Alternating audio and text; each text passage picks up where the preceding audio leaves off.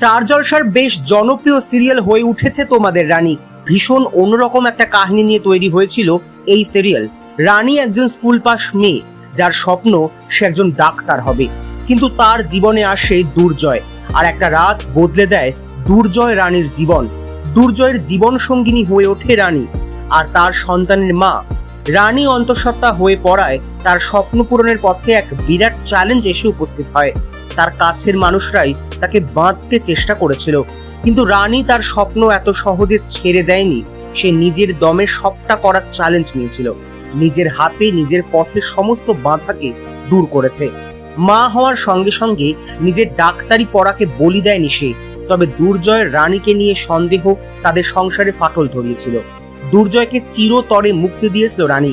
দুর্জয়ও শহর ছেড়ে বিদেশে নিজেকে গুছিয়ে নিতে ব্যস্ত হয়ে পড়েছিল। মাঝে কেটে যায় কয়েকটা বছর।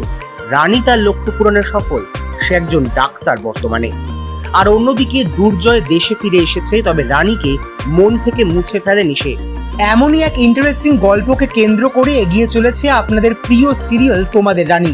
তবে গত কয়েক সপ্তাহ ধরে টিআরপি তালিকায় তেমন ভালো ফল করেনি এই সিরিয়াল। সেজন্য এবার চরম সিদ্ধান্ত নিল স্টার জলসা। চ্যানেলে আসছে নতুন সিরিয়াল তেঁতুল পাতা।